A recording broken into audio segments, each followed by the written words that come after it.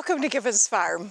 We love Gibbons Farm because it's right on the Niagara Escarpment, and so we have this beautiful rock formation that goes all the way through the property, and so because we have that, we are able to grow a vineyard on the south edge of the property, so it has a south sun coming in, warming the feet of the vineyard, and has the rock to keep the vineyard dry. And so we have a variety of grapes, probably about 12 different kinds of varieties, and we do sell to vineyards, but we also have embraced people coming out and picking their own grapes for the family and making juices and jellies. And we also do retreats here, corporate retreats where people come out and then they have a taste of the vineyard. We also have Babydoll sheep that are in the vineyard. They are a wonderful asset to the vineyard because they fertilize the vineyard, they prune the grasses, and they prune the vines, and so it keeps everything really organic here. And plus that they run around with smiles on their faces. They're beautiful little animals, and this is our third year with the Babydoll sheep, and we have 20 of them right now, and they are just wonderful. We have a lot of people that come out even just for therapy, for grievance therapy, to physical therapy, to just playing with them. They're just magnificent. About 3 years ago, I had a serious health event with a, what was it called, basal ganglia stroke. And because it left me completely incapacitated on my left side, I wasn't able to do anything in the vineyard, and I found online a similar situation from a gentleman in New Zealand, and he had a lot of acreage and a lot of animals, and he chose Babydoll because of their miniature size. And then the benefit of them is that Marianne already said they're lawnmowers, fertilizer, and some pruning. The irony of it is, in the early spring, they will they'll taste the small low-hanging grapes, and they're so bitter that they just try to get it out of their mouth, and for the rest of the summer they won't even, they'll eat the leaves around the grape cluster, but they won't eat the grapes. And the value of that is that in the fall, when the sugar starts to come up on the grapes near harvest, then the lambs are trying to get their share from the bottom, and it makes picking easier because you only have to pick the top.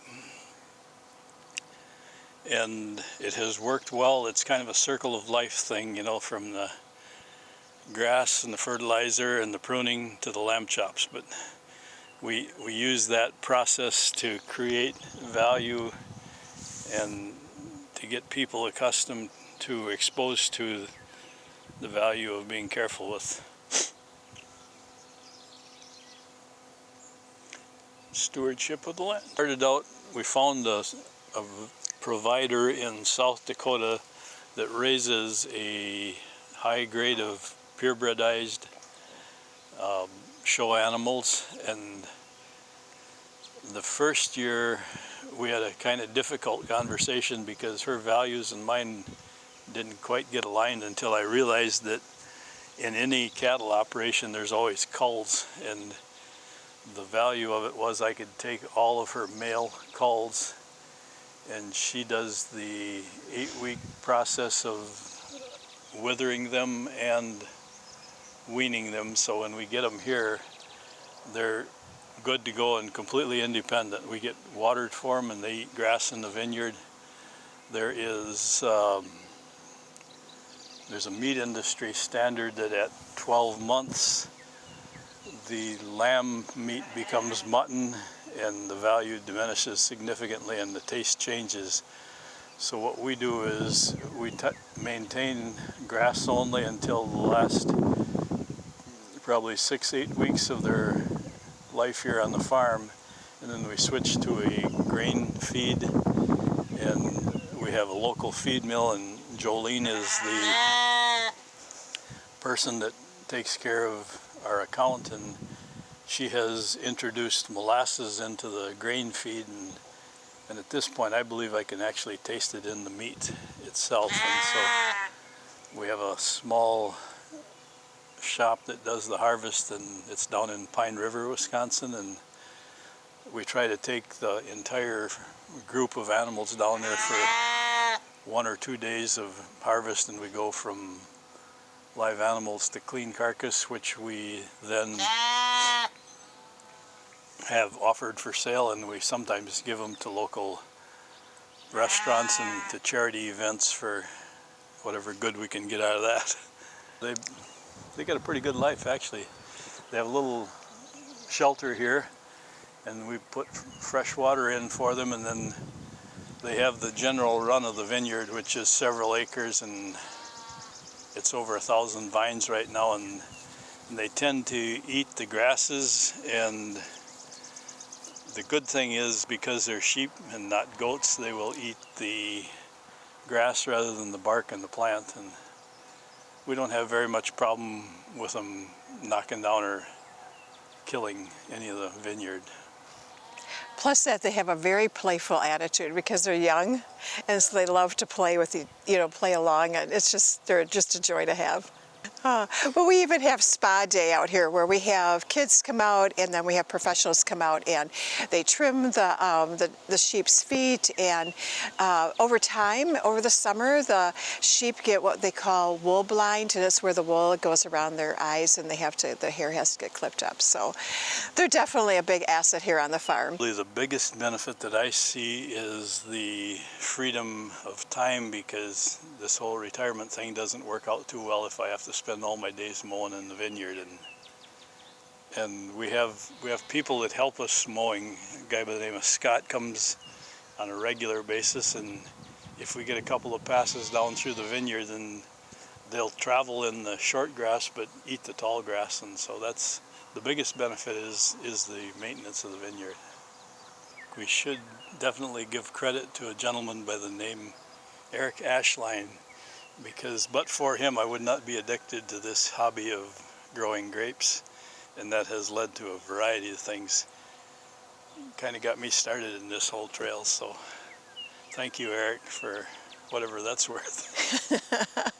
The standard vineyard that is professionally run is a lot more sophisticated than anything I've done here, and they have a strict program of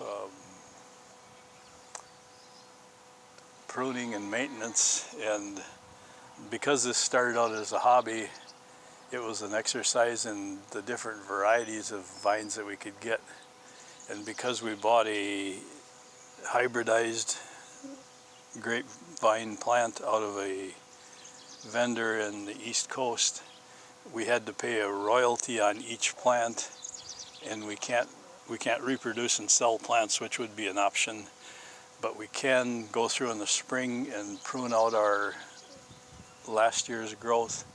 And because it's a grapevine, we can actually create a root stock, and in the last 2 years we haven't bought any more grapevines. We tend to generate our own, and being an old farmer, I tend to go down the road looking at fence lines, and I can usually spot a Concord vine halfway across the 40, and what we do is take clippings off of that, and there's actually 2 bays down in the south corner of the vineyard that are all fence line Concords, and some of them are pretty old strains, if you will.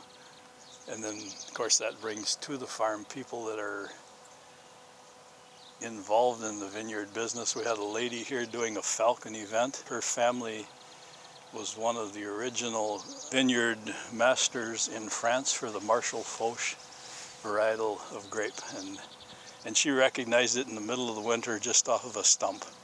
It was incredible because everything looked the same as far as everybody else, but right away she noticed, that's a Marshall Foch. It was amazing. It's important that people understand that it is a place for peace and comfort. And healing. We love having people come, and people of all generations, and just to see kids come and fly kites here, to like this older lady coming and enjoying the Falcon event and at the same time enjoying the vineyard. It's just a place for people to gather and to just have a retreat away from their lives, and just like Jim said, feel the quietness and the beauty of the country.